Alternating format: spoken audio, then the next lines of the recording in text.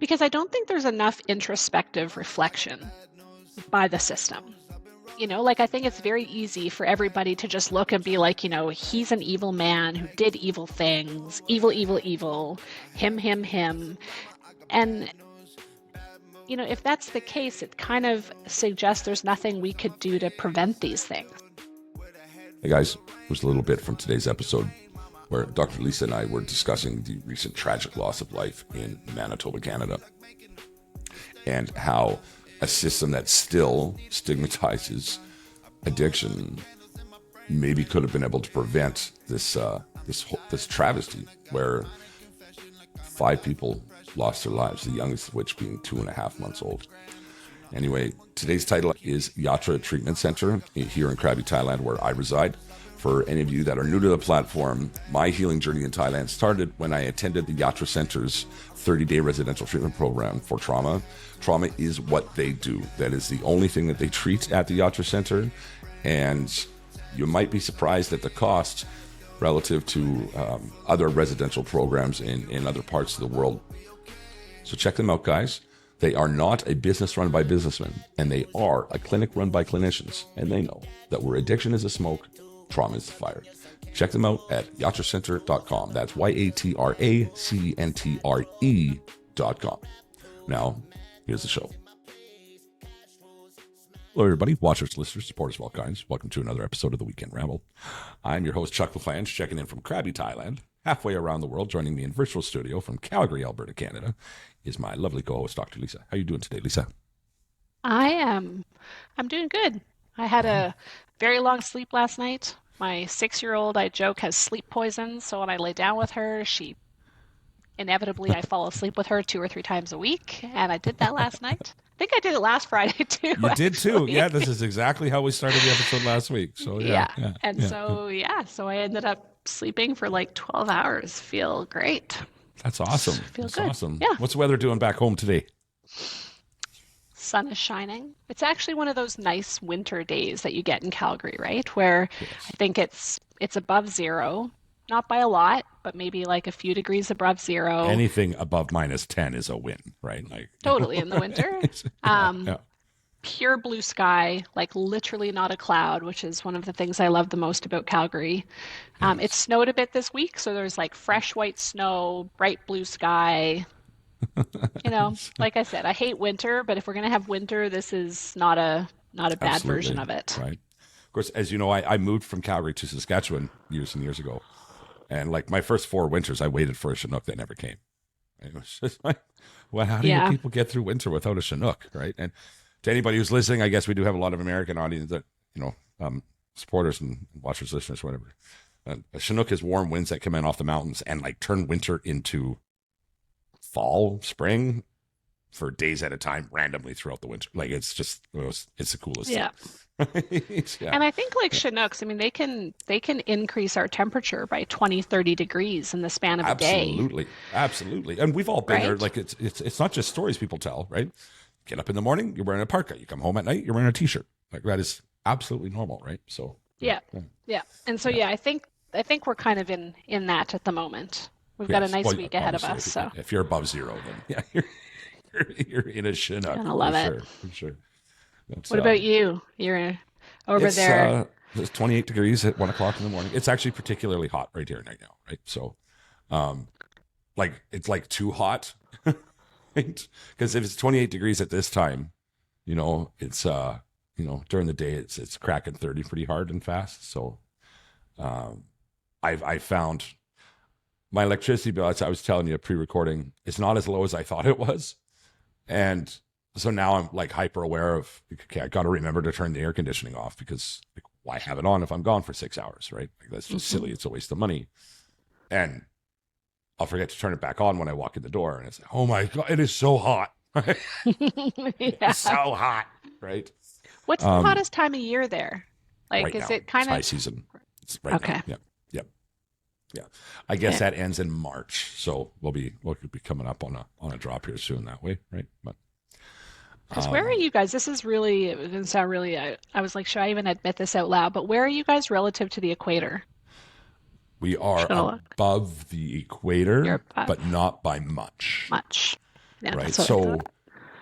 since I've been here, sunset has changed by about half an hour in 3 months, right? So like the Okay. amount of daylight, has changed Yeah. just slightly, right?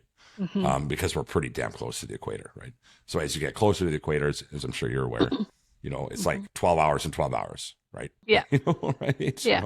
In Panama, for instance, that's as close as I've ever been to the equator. It was like 6 and 6, like almost to the Mhm. nose, sunset and sunrise, right? But so here it's moved by like half an hour since I've been here. So yeah, Okay. yeah, but Yeah. it I is don't know beautiful. exactly what ours has changed, but a fair bit. Like we've Oh definitely yeah, gone plenty from the, more than a half hour.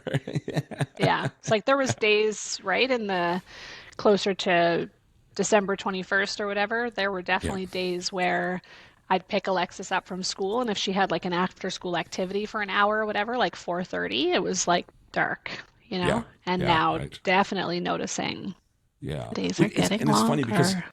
as much as I appreciate that consistency of it, I do kind of miss daylight till 9 o'clock at night. You know, right? Like that is Yeah. it's kind of cool when that. But I mean, if I don't have to have dark at 4:30 in the afternoon, then I'll take the 6 to 6 every time, right? So Yeah. Yeah. Is that about what time it gets dark there? give or take, yeah, yeah, yeah. When I got here, it was Mm. like 6. Now it's about 6:30. So Okay. it's pretty, yeah.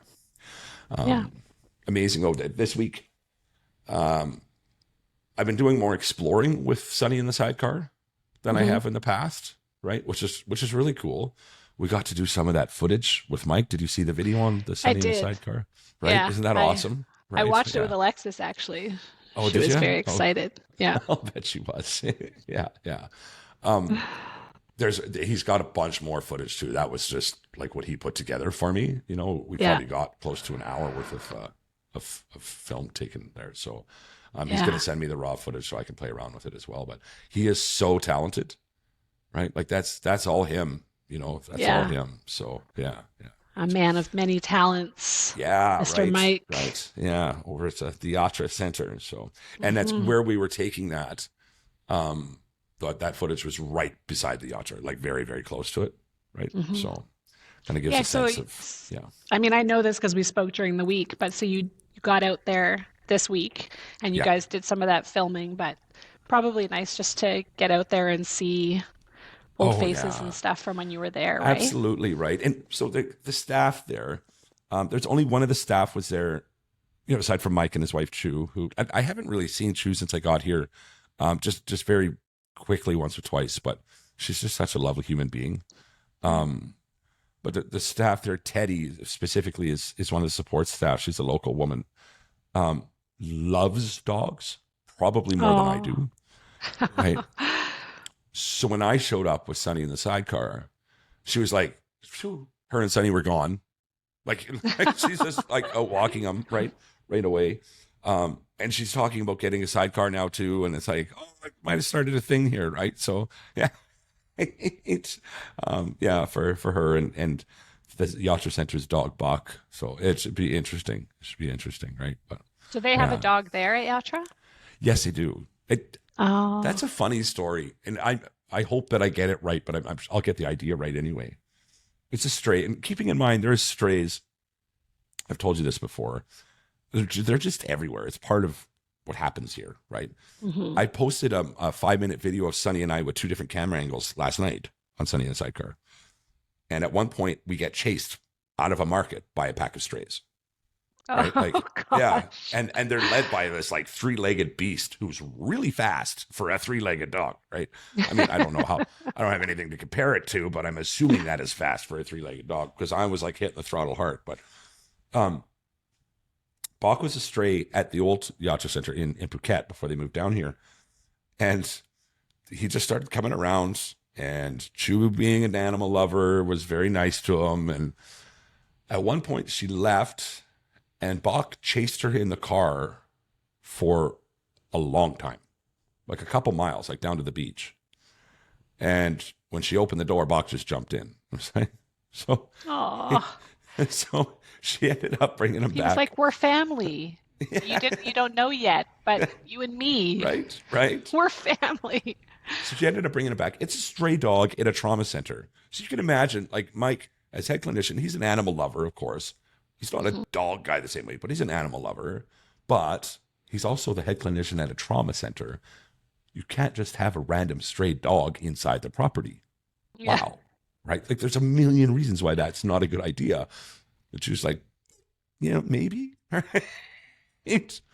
Next thing you know, Maybe she's there's bought a him a way. collar, and Bach is part of the family, and he's been to the vet, and he's, Oh, right? So so sweet. I know, And you right? know what? I Right? mean, as long as it's a dog with the right temperament, dogs can be incredibly therapeutic. Like there's some dogs at the hospital I work at, Yep. and they're Yep. like famous, like they have their own cards and Oh I yeah. mean they're obviously with their owner, Yeah. but like I see they'll bring them onto our unit because we have patients on our unit who aren't allowed to go outside, right? I Yeah. mean, Yeah. it's not like that forever. And obviously, our goal is to get them outside, get them out of hospital. But there's periods of time where people first come in and they can't go outside. And so being able to bring like a nice tempered dog onto the unit, it's super therapeutic. Damn straight it is. And for me, Sonny Mhm. is often my therapy, right? He Yeah. knows if I'm upset, he's at my feet. He's, he knows what's going on, right? And there's something about some love from it. It just, you just need that in your life sometimes. So, I mean, I um, think with dogs, right, there's no resentments. There's no no, judgments. It's like I often joke that if the world were just full of dogs, it would probably be a better place. Like, right? they love 100%. unconditionally, like Yeah. Yeah. truly, you know? That's when I Um, look at a dog and I think mindfulness. It's like yeah. 100%. Dog is just constantly in the moment, right? Paying attention to whatever's going on around him and enjoying the Hmm. shit out of it usually, Yeah, right? But it's like, totally. right? Yeah. I mean, I've learned a lot from Sonny. Right? I continue Yeah. to. So, Yeah. um, yeah, yeah, yeah. I So, mean, I can't quote specifics, but I know I've read stuff before where they talk about people with dogs live longer and stuff like that. And it's like there's got to be something to that. of Um, course. yeah. Yes. Yeah, I yeah, think it I would gives think some so. people a sense of purpose too, right? Like, especially if I think just categorizing and stereotyping, but like older people who maybe are retired, they're single, they're on their own, and sometimes it's just hard to feel like you've got any get up and go because you don't feel like you have a reason. And Yeah, so I think having a dog gives people a sense of purpose. without a doubt it Plus does. they're, But myself, I'm the best version of me when I have one, right? yeah, Because I can't just slack, right? I yeah, can't just not do anything for a day. He needs to be walked. He needs to be fed. He needs, he needs to be let out. All those things because it's a sentient being that I'm responsible for, right? Taken care hmm of. So a totally different version of me, right? and And it's like yeah, he needs to be walked, yes, but I think it's even bigger than that because the thing is that you might get yourself out the door because he needs these yeah. things. But I think then when you get out, he enjoys it, which makes you enjoy it. Oh, And of course, right? Yeah, yeah, yeah, right. Every sniff of everything is like wonderment, right? Like, oh, look, there's a dead frog. That should take up at least a minute of yippee! my day. Like, we need to investigate this, right? It's kind of the perfect example of finding some enjoyment in, the otherwise unenjoyable. So, right? Hmm. Hey, before we do an entire episode dedicated to the dogs, to the institution that is Sunny in a sidecar, check it out on Yeah. Facebook, guys, and Instagram. Oh, I want to touch on that real quick. So my friend Nicole from Regina, who is a teacher on leave, we met years and years ago in Estevan, haven't seen each other in 15 years, something like that, has taken over the Sunny in a Sidecar Instagram account. Oh, really? Yes. But the idea being to get some totally different, unique content on there, right? Hmm. Because even if I put different stuff, it's still my style of stuff. I can't, Hmm. flip flop back and forth. Like I don't have a personality disorder. I can't, so she's taken, and I don't know if you've looked at the Instagram account for Sunny in a Sidecar, I but have it seen is it. right. I kind of laugh. It's like, okay, now you're just showing off. She's got it all Oh, really? organized into columns, right? it's, Oh. it's like crazy, right? Um, yeah, right. And she's got posts scheduled for the next week, 3 a day. She's got a whole vibe Oh going my on there. She's God, I'm doing not this even a just follower. Ah, Lisa. Right. Yeah. I'm so sorry, but now I'm a follower. There you go. There you go. So now you'll see. But you see what she's done there, right? With that vibe. It's just Oh, like yeah. very different than anything I've ever done. Right. So yeah, Yeah. yeah. So I do you mean, send her the video, like your yeah, footage, and yeah. then she, We have a Google Drive where I just put everything into it, and she has yeah. absolute free reign over the Instagram page. Right. She can do Aw. whatever she wants on there. I don't check. I don't get approval or give approval. I just have at her, folks. Yeah. Oh, it's so cute. I love all her little like memes, I know, right? Yeah, they're uplifting and they're yeah, right. You know, Thailand's So number one cute. tail wagger. She calls them there at the top. So I've been kind of keeping that. But yeah, I was telling you that I was showing Alexis the video that, that Mike and you had put together of Sunny. Yeah. And I mean, she's seen other videos of him, but for some reason it hadn't clicked. And so she was like, "What?" She's like, "He has a dog?" And I was like, "Yeah." And she was fascinated that he drives around in that sidecar. Like she was just like I want to see more. Is there another one? Let me see another one. Like Oh, just there's yeah, more. she's There's loving lots more. it. Yeah. That's It's good awesome. though. It's I'll good. make sure It's to so give her a sweet. shout out in my next one there. Yeah, yeah. Mm, Right. That'll make her happy, I'm sure. she'll love it. And, mm-hmm, mm-hmm. Um, we were talking beforehand, and I, even with our talk pre-recording, Lisa, I'm not even sure how much I want to get into it, but I do want to touch on it.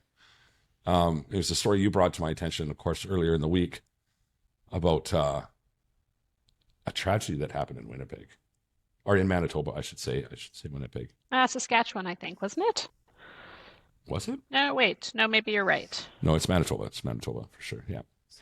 Okay. Um, where a man Yeah, Manitoba. uh, took the life of his wife and three children. Is that accurate? Yeah. And then Yeah. also his wife's, I don't know if they were married, but his common law spouse, her 17-year-old niece, I think it was. Okay. Okay. So And the five children people were very little.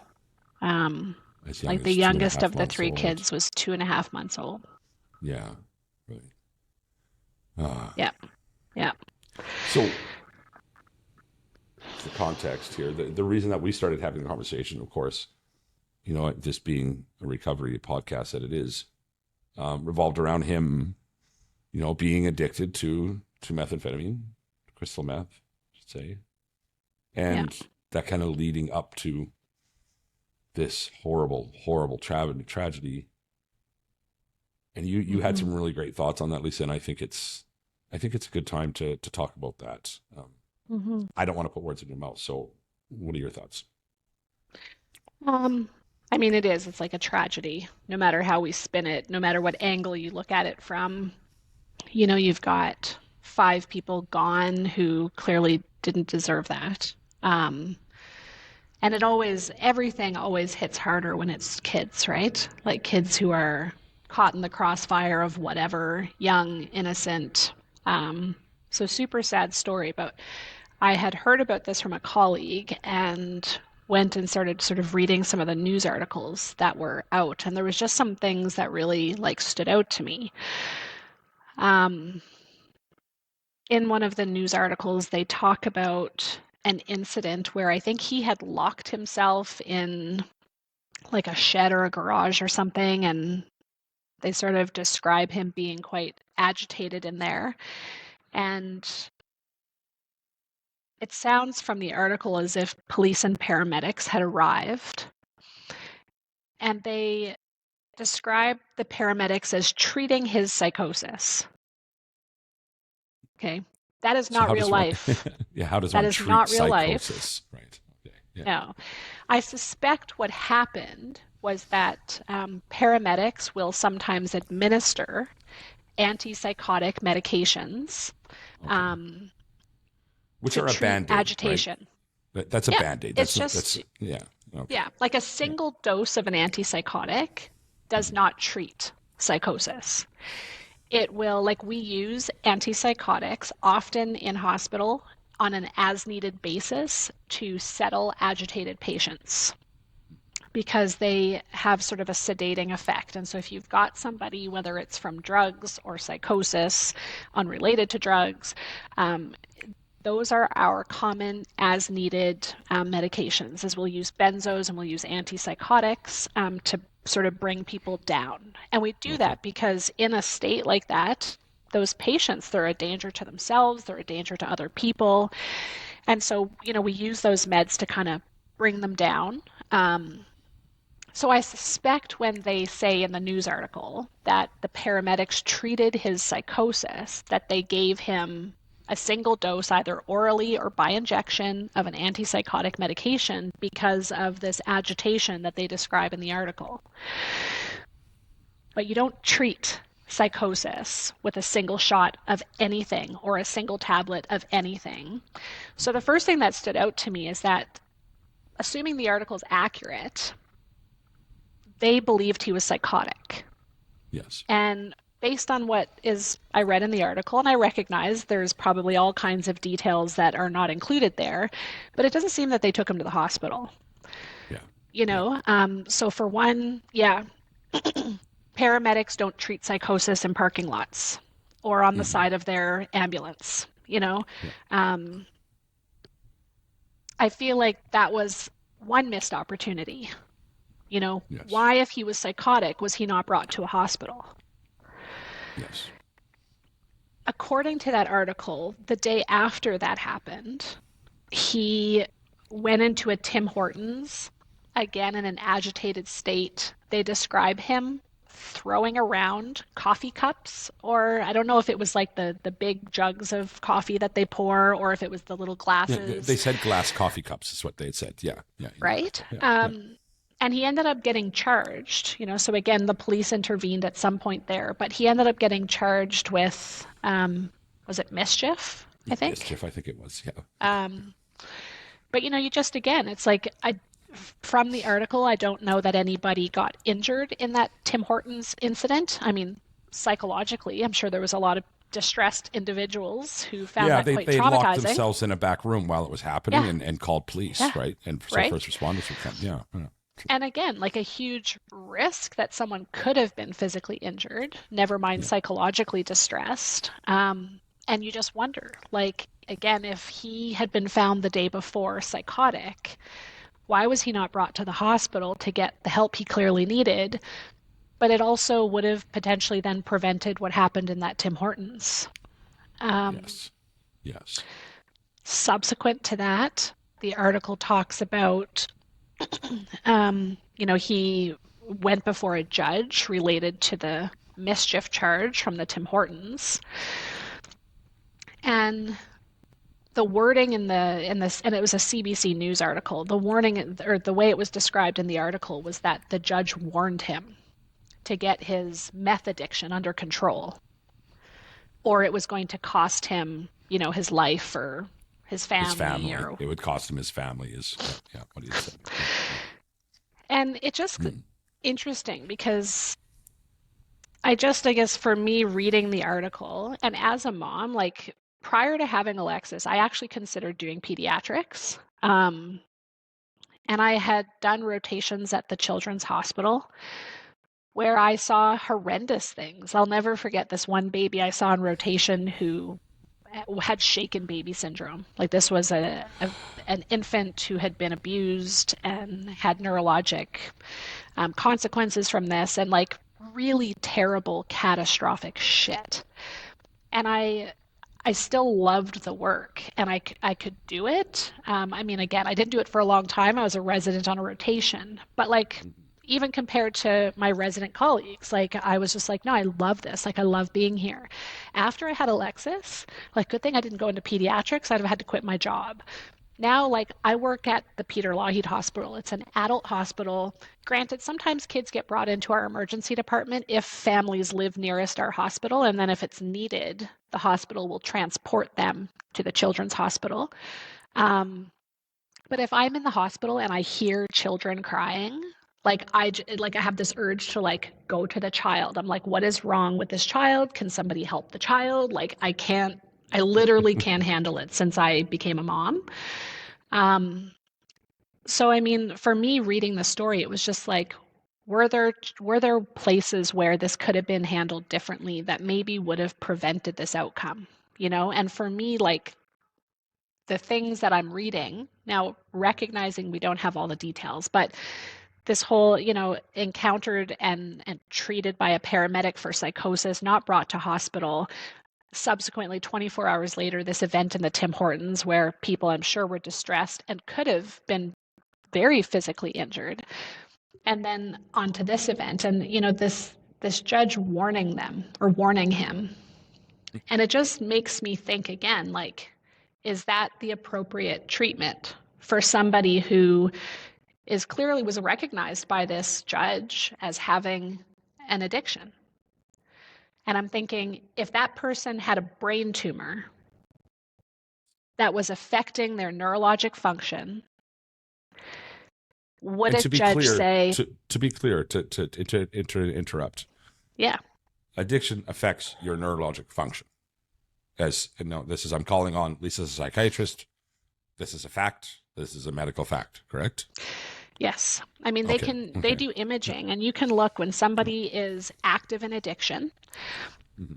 their frontal lobe, the activity level of their frontal lobe is drastically shut down. And the frontal lobe being responsible for Being cognitive behavior. responsible, Yeah. that's what makes you you, right? That's what Okay. makes you unique. It's what makes you consider consequences to your actions. It's what makes you go, you know what? I'm not going to do that because I'm going to hurt myself, or I'm not going to do that because I'm going to hurt somebody else. So it's where we have compassion and empathy and our morals and our personalities. Like all of this is in our frontal cortex. And someone in active addiction has very, very, very reduced frontal lobe activity. So Mm-hmm. that's why when people say, well, they don't care or look at how badly they treat people, it's like because the part of their brain that helps all of us behave in a way that is considerate of others and ourselves and our values, it's not working. So it is a brain disease. And this is what's interesting is that within the medical community, people talk about addiction as a brain disease. But I still feel like, as much as we say that, and there's organic proof of it using functional MRI imaging, there's still so many ways in which addiction is still treated like a moral disease or a moral failure. You're bad. Because again, if we take a situation like this where we know that this man had an addiction, had a brain disease, would another patient with a brain disease that was not addiction, so let's say he had a tumor in his frontal cortex, if he was put before a judge because his impaired brain function had led to some bad behavior that landed him in front of a judge, would a judge look at him and say, you should really get that brain tumor under control? No. Um, and I And often to will, take that back, if I could, yeah, sorry to interrupt you, Lisa, to take that back, in your experience, and of course, you weren't there, you've qualified that numerous times. You've only got the details that are in the story.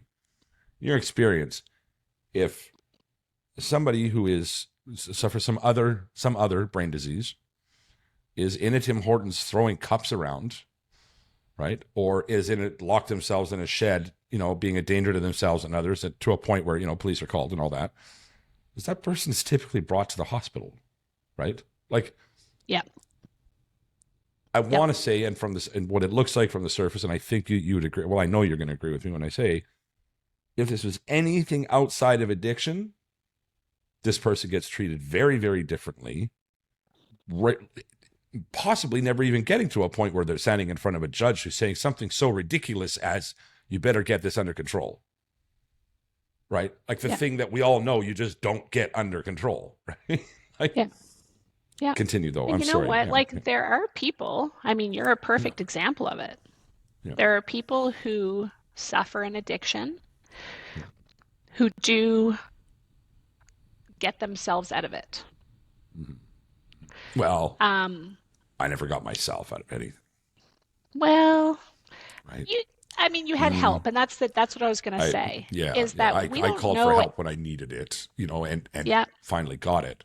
But even yeah, that only comes because, right? yeah, The yeah, whole underlying message of our show, because you are loved, yeah, right? I'm only at a point where I feel I can call for that help because of those words, right? So yeah, continue, though. Continue. Yeah. yeah.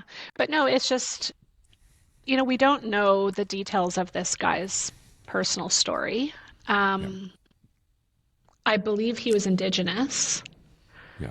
Yeah. Um, based on I watched some news videos Mm-hmm.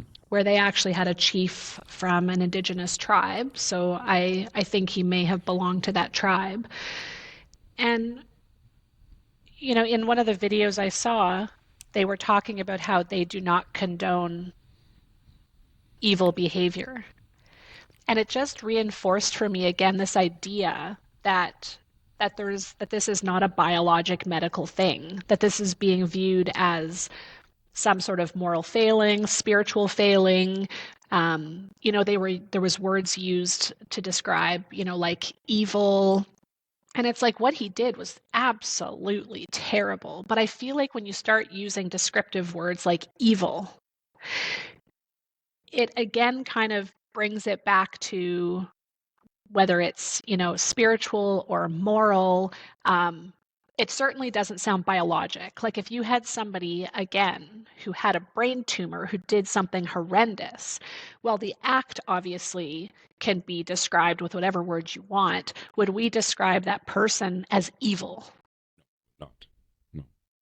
You know what I mean? If anything, I feel like had it been an organic brain tumor, there would have been more, were there signs? Did this as a Right. system, how did we let him down? And that's it, right? But Right? instead, we're finger pointing at, to me, we're pointing at the wrong people. We're, Yeah. we're not pointing at a system that should have That done has let him something, down. right? Right? 100%. Um, we've obviously talked about mandated treatment on here before, and we've Yeah. had people on here who are completely opposed to mandated treatment, people who are very much in support of it. But again, you just wonder, you know, after, being dealt with by the police and a paramedic when he Yeah. was locked in a shed or a garage or whatever the hell it was, to subsequently probably being involved with the police at the Tim Hortons event, to then subsequently standing in front of a judge who warns him about his illness and the potential consequences of his illness. Mhm. But like, what if I don't even know, had he been offered help and declined it? Don't know. But even then, what if he had been mandated to treatment instead of warned? Right. I'm going to Right. warn Yeah. you. Which is, I guess, where this entire conversation starts when Dr. Rob Tangay makes a mention like this on social media. You catch it, Yeah. right? And Yeah. and that's kind of where this whole journey starts for you and I, anyway, as far as hmm this Yeah. conversation goes. Yeah. So Rob, yeah, had shared about, or Dr. Tangay, just in case people know him that way better, who's been on the show with us, like, he had shared it on what used to be Twitter. What's it called now? X? X, yeah, yeah, Yeah. Anyway, he had shared this story and and I was like, what's he talking about? I hadn't heard the story. I actually don't watch the news at all. So didn't know what it was about, but he said basically exactly what we're talking about. Like, what if he had been offered help or even been mandated to get help? What would would the outcome have been different? yeah, yeah, yeah. Can't And I help but think wonder. there were multiple points, and I only know of 3 points from a CBC News article, but it's like Yeah. there were 3 points there where this could have been handled differently. Hmm. And you can't help but think that at every single fork in the road, when you have a decision to make, or the police have a decision to make, or a judge has a decision to make, that any different outcome is going to subsequently, in some way, change what happens in the future. Of course it is. Of course it is. So it's Right. like, could this have been prevented? Yeah. Um, Right.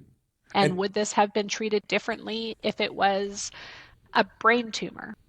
mhm. or You know? anything else, schizophrenia, multiple Yeah, personality, whatever, right? Any disorder. of the Yeah. brain.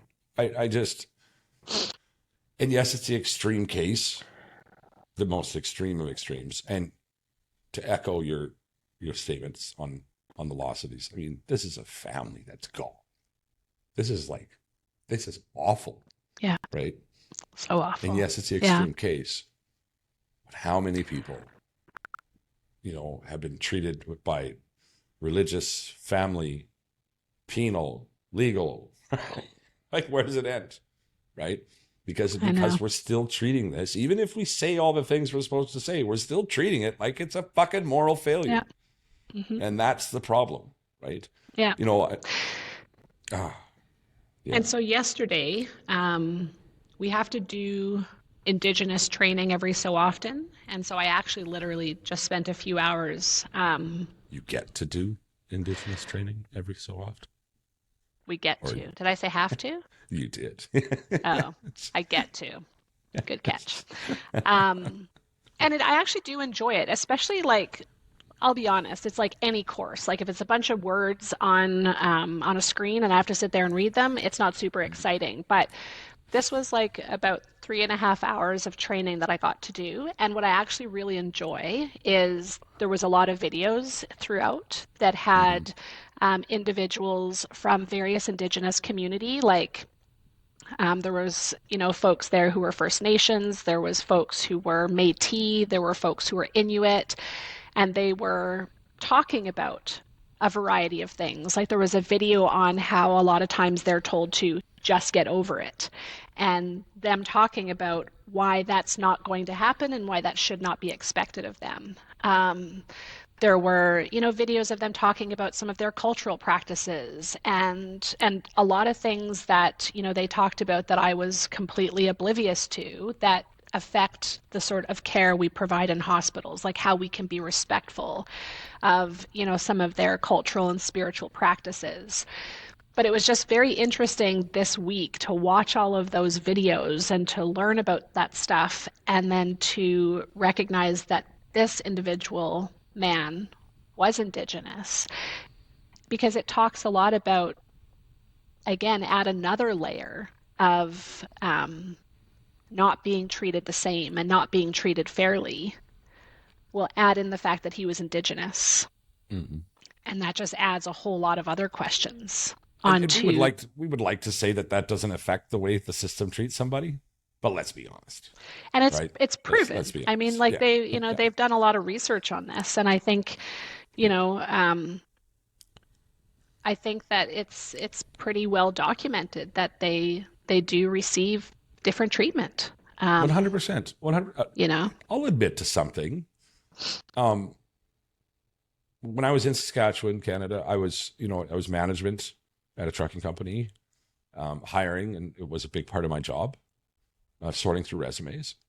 And if I saw that obvious family name mm, that meant somebody was Indigenous, mhm, I I am so not proud to say it, but I think it's important to acknowledge that it's a thing. 'Cause if it's a thing for me, and I'm a pretty open-minded person, I try really hard not to be racist, yeah, but I'll admit that yeah, I looked at that resume differently and not in a positive way, hmm, right? And I thought about, oh, do I want to take this on, right? hmm, What a fucking horrible thing, right? And it sucks to have to admit that now, but if I'm going to stick to what are now my values of authenticity and honesty, and then I have to hmm, admit that about myself, right? I mean, yeah, fuck, I've admitted all sorts of things about myself in the last year of doing this show.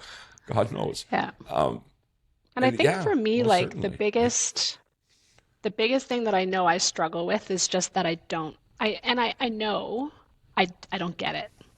You Yeah. know, I can't, no matter how much I read, no matter how many conversations I have, like I'm not going to get it. Like one Nope. of the things we have in the hospital that's super helpful is we have Indigenous spiritual care, Okay. and they're great because I can consult them if I have an Indigenous patient, and they will come up and I get to speak to them to get help and guidance. They will meet with our Indigenous patients. They will, and we allow them to smudge on the unit. Like we'll even, like, turn fire alarms off so that they can do smudging rituals and things in hospital to try to be supportive of patients. And I actually just a week ago discharged a man who I'd had in the hospital for about 7 months. And he was actually a survivor of residential schools.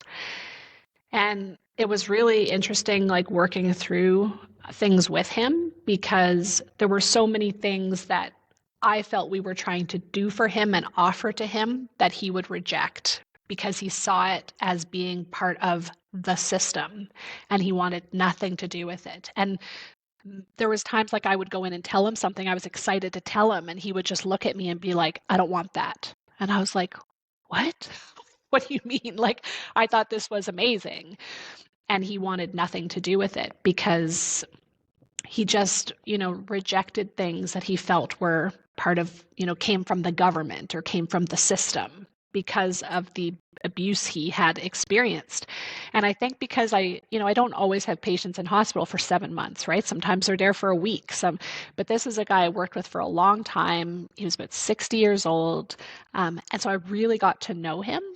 And it was just really eye-opening to me to see his perspective on things. But so again, like I think that out of respect for this guy and this story is to add in the fact that he was Indigenous and like how much did that play in? I just think like being Indigenous, there's a lot of stigma.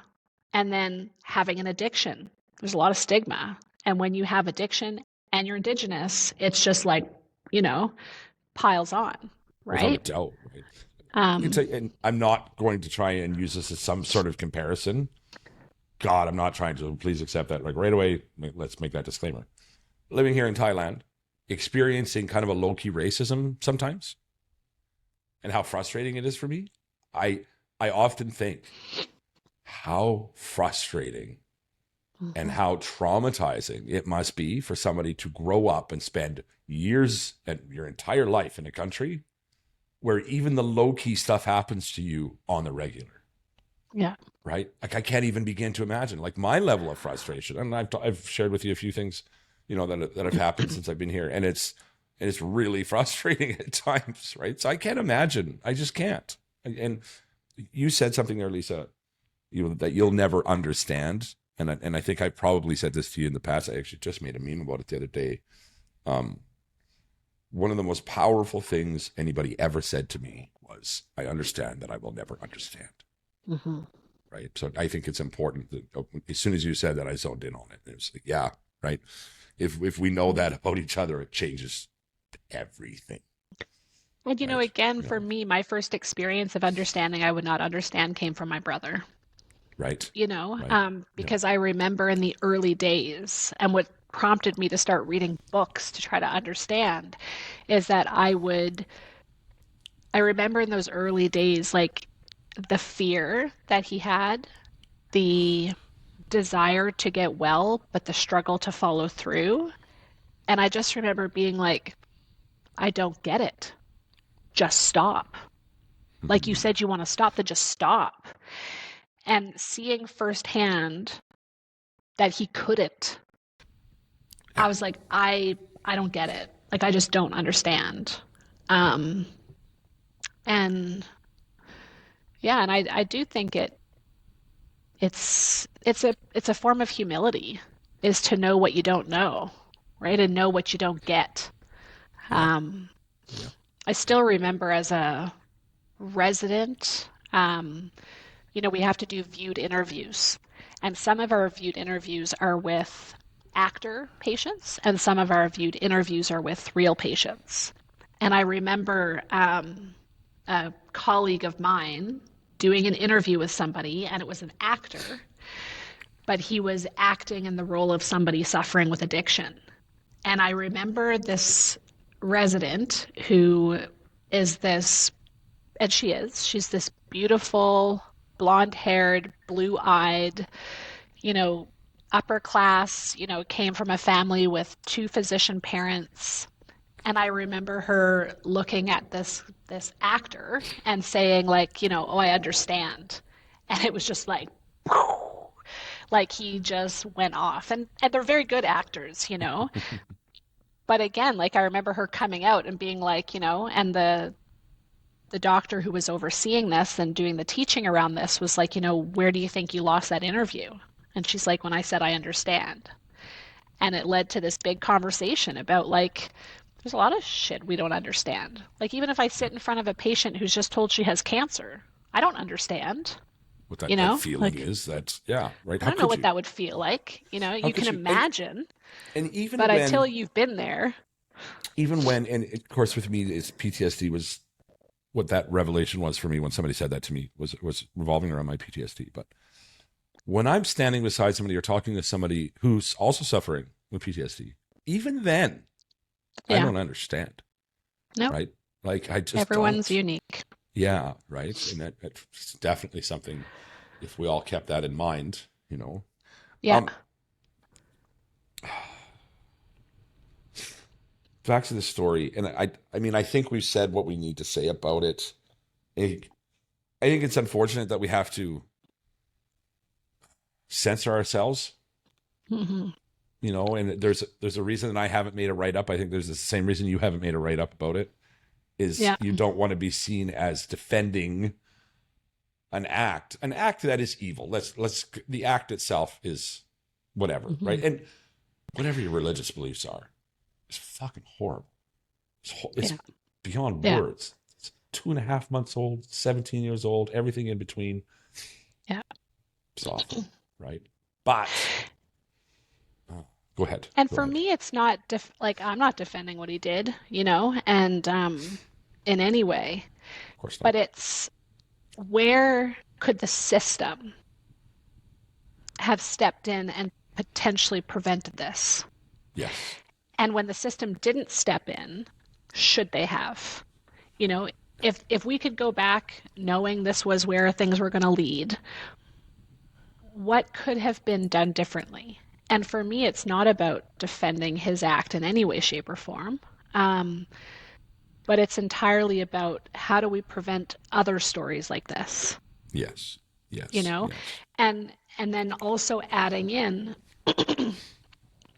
was he not given the help he needed because of the stigma that still exists, despite the fact that the medical community all agree that this is a brain disease? Yep. Yep. If it's a brain disease at all these various points, and we know of 3 points, and there's probably 50 of them, Yeah. but why was he not treated like he had a disease Yeah. at the points that are publicly talked about in some of these news articles that are circulating online? Yeah. Right. Right. You know? And I think we can agree. We know why. It's stigma. It's 100% stigma. Yeah, The whole thing yeah, is. It's yeah, frustrating. It is so frustrating to know that, yeah, yeah.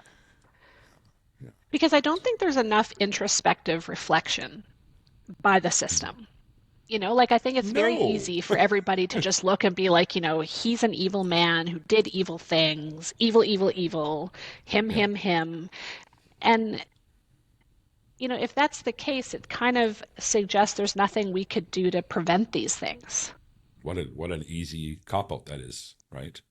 And Right. it's like, no, like I feel like we should be looking and going, where are the various points when police officers, paramedics, lawyers, judges, doctors, The whole where they fucking systems is encountered, involved, and the whole system's responsible, yeah, in my mind, right? In my not so humble yeah, opinion, I guess I have to, you know, the entire system is to blame for something like this happening, right? And yes, yeah, it's avoidable. I mean, you can't prove a negative. We've said that, but we'd be pretty damn sure that the different outcome with all the different forks in the road, right? Like all of them, that this would have been a very different outcome, yeah, right? A I tragic, know, tragic loss of life is instead the outcome. So, right. Yeah. I know. Yeah, so sad. Such a sad story. Yeah. You Yeah. know, and people are going to talk about it. And to me, I think it's worth adding another layer into the conversation Yeah. around, you know, there will be other people like him Yeah. who are using drugs, who are acting erratically and dangerously, and what can we and what should we be doing about it? Absolutely. Absolutely. We should be getting in front of it, right? Hmm. I think if you remember, Lisa, because we're roughly the same age, I want to say about 20, 30 years ago, there was kind of this rash of stories of men who had taken the lives of their partners after police and everybody had many opportunities to intervene, the legal system. Hmm. And now a no contact order is handed out so fast. And now, like, we've changed the entire system from the families, through to first responders, to hospitals, to everybody else, has changed now in a way that protects people and the spouses of people that are like the abused, from their abusers. Yeah. And for the better, because nobody And wants to be held responsible, right? And I I think we still can don't do think it's that here. enough. No, it's Yeah. not. It's not. It's not been Um, enough. Like there's actually and it's a public story, and I don't know this person personally, but there's actually a physician in Canada who's a member of a Facebook group, like a closed Facebook group that I'm in. And she had been married to a man who had been abusive. She had left this man, and her new partner were fighting with the system about they had concerns about him continuing to have access to his child. yeah, And they literally were pulling all the emergency strings they could. I think he had escalated. He was making some threats. They had tried everything. And this just happened a few years ago. And he took this child because literally, I think like something to the effect of on a Friday, the mom and the stepdad had pleaded with a judge. The judge had overruled it and said, no, she goes with her dad. He took her to the mountains and killed her and himself. yeah, yeah. And, and that story is just one that's in my mind because, again, she talked about it in this group and about how there's not enough protection for victims. There's too many rights granted to people because biologically they produced a child. And being a parent takes a lot more than an egg or a sperm. Yeah. And this little girl, he killed his child. It's awful. Literally within hours of them presenting evidence to a judge that that he was not safe to have her. And so I Yes. hear what you're saying though, and I guess the Yeah. point you're trying to make is that, which I'm like destroying, sorry, but there's still ways to go on that. But I agree that I think if people start asking these questions and not just sitting back and being like, yeah, like evil human did evil things. It's like sick person did something evil. Absolutely. Um, There's a chance to get in front of this stuff. yeah. And perhaps that judge, perhaps the medical community that was involved in this circumstance, perhaps you've heard me say this about other circumstances that we've been, involved in as a team. Maybe we need to start calling people out, Mhm. right? Because nobody wants to be the person who could have prevented this, Yeah. right? But so long as we're pointing fingers at him, we're never going to go back and do that. And I don't think blaming a judge or blaming a doctor is going to help. But I think No. if our legal and medical communities are aware of the possibility that this could come back and bite me in the ass if I don't do something to, right? If something tragic happens, then I think things change. Right? Yeah. That's the only thing that's going to change. Otherwise, we're just giving them a fucking cop out. Sorry for my language, but that's how I feel. Yeah. About it, right? And I feel like I see this, right? I see this, for example, in patients who get admitted to the hospital who are difficult to deal with, or, and there's huge, huge bed pressures, right? Like we're getting emails all the time about like, there's this many people waiting for beds, like please expedite any discharges you can, blah, blah, blah. So there's these pressures to just push people to the side, get people out. Um, And I think there needs to be a lot more pausing and questioning and asking, Pressure what are the back. risks? Let's Yeah. turn that pressure back and say, get us more beds. Yep. I Right? say How that about all the that? time. Yes, I know you do, and I love that about you, Yeah. Lisa. Right? Get Yeah. us more beds because this is the reality, right? Yeah. And that's driven by politics, which is driven by public opinion, right? And at the end of the Yeah. day, somebody said I can't remember what the quote was I read online, but it was like, we're not dealing with the problem isn't with the system. The problem is with public opinion, because Mhm. that's where everything changes, right? The moment Yeah.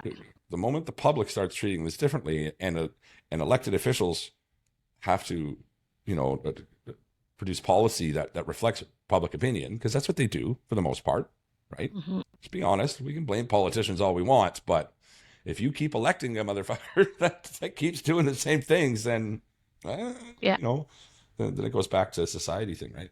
But yeah, I think I'm getting kind of eclectic in my thoughts on that, but I think we could do better as a society, right? And Yeah. the moral failing, folks, is treating this shit like it's a moral failing. That is the problem here, right? Yeah. I love Um, that. It's so good. right, Like but that's such a, yeah, it just nails it on the head. It's so simple yeah, and so true. hmm Um, and I just feel like, all the well people, all the well people that encounter those who are sick, it's like me. I expect more of myself. I expect me to do better. I don't expect yes, my sick patient to do better. I expect me to do better. Like that's of my course you job, do. Of course you do, right? Like, Yeah, right, right. If more thought yeah. like you did, I mean, geez, right? Can you imagine? I'm going to put up a hypothetical in front of you. That you're the doctor that saw this person, that saw this man months Hmm. ago, a year ago, and being held accountable, Hmm. right? How do your actions change moving forward? Hmm. How do that of your colleagues, right? Hell, if you saw somebody 3 degrees removed from you in the medical community being held accountable for an atrocity like this, do your Hmm. actions change? Yeah. Damn straight they do, every time, Yeah. right? Yeah. Every time. So that's where I think some accountability needs to come back. And it's not about blaming an individual, especially an individual that's pressured. But if that's what it takes, if Hmm. that's what it takes, and I don't And I feel really too care. that like part of it, yes, is like, if there was accountability, would people's actions change? I think we know the answer to that. But I think also supporting people doing these jobs instead of pressuring them based on numbers. Yes, 100%. Instead of Yeah. counting, how many days has this person been in the hospital? That's not the question. The question is, why are they still in the hospital and do you need more support to get them better? Yes. Right. Right. Like I Yeah. always say, like if I had a patient who didn't need to be there, they would have been discharged yesterday. Yeah. So if they're still here, I don't care what the number says as to how many days they've been here. They're here because they need to be. So Yes. instead of pointing out to me how many days my patient's been in a bed, why don't you come and say, what supports can we add that will help us get this person well and out of the hospital? Yes. Yeah. Um, Right. because I think it's not just like, if, certainly I see it all the time from a medical perspective. But I suspect it's the same with police. Like, they probably have remand centers that are overflowing. So hmm they encounter these individuals, and if they're like, you know what, we can give him a dose of Haldol and he'll settle down and then we can leave. It's like, well, it's the same Yeah. thing. Everyone's got all these pressures to do with hospitals are overcrowded, prisons are overcrowded, remands are overcrowded. Um, and I think if there was less focus on counting those numbers and counting those beds and counting those days and more effort into how do we prevent people ending up in prison? How do we prevent, young people who suffer adverse childhood events? How do we stop them from ending up on psychiatry units? Yeah. What supports do we need to make available to children and to families and to doctors and to police? Like it's just that perspective shift. It's the same problem. But if the focus was what more can we do and how do we do it and what supports are needed, I think that it would change a lot of things. Absolutely. Well said. Well said. Well said. You know? Wow. Okay. Yeah. Um, I think, I mean, we're at the hour mark here, and I think we've talked about what I wanted to talk about. It's something we could go on about for hours. I think I might have said that at the end of 75% of the episodes I've ever recorded on the Ash Toss podcast. Yeah. Right? We are 9 days away from a year when I started this show, right? February 27th. Really? Yeah, February 27th is when it happened. Yeah. Yeah. So, Wow. yeah, right. Um, Crazy. that is crazy, isn't it? Hmm. It's absolutely February crazy. 27th. Okay. Yeah. Second last day of the month or last day. Or yeah. No, yeah. Third last day of Yeah. the month. What, you know what I'm saying. Hmm. Blah. February. I'm reading your mail. Stupid I month. gotcha. I'm reading your mail. I've never used that one. I have to, I'll have to use that one. Of course, this is episode 219, I do believe. You can imagine that.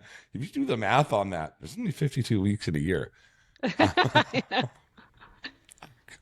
Um, and for all 219 of these episodes, we have done daily gratitudes. So that brings us to my favorite part of the show. That is the daily gratitudes. What you got for us today, Lisa? Um, we talked a little bit about it before we started to record, and we talked about this a little bit last week. But the friend of mine who had reached out for some help, who again, our relationship is not rooted at all in my medical background, in my involvement with this podcast, in my empathy or understanding or compassion for people who suffer an addiction. And because of this show, she reached out to me for help. Um, Also, because of this show, she's now connected to some people who are a part of this show and getting help. Um,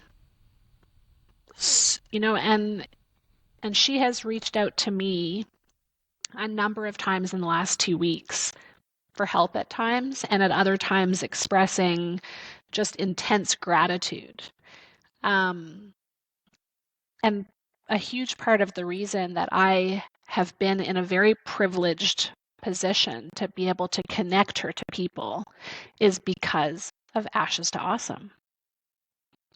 And, so not to sound like a broken record, um, but I do think that what you have created is incredible.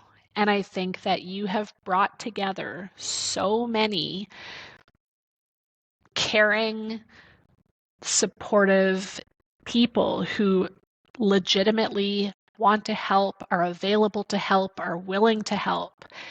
And it's just really amazing to get to see it in action with somebody that I know personally.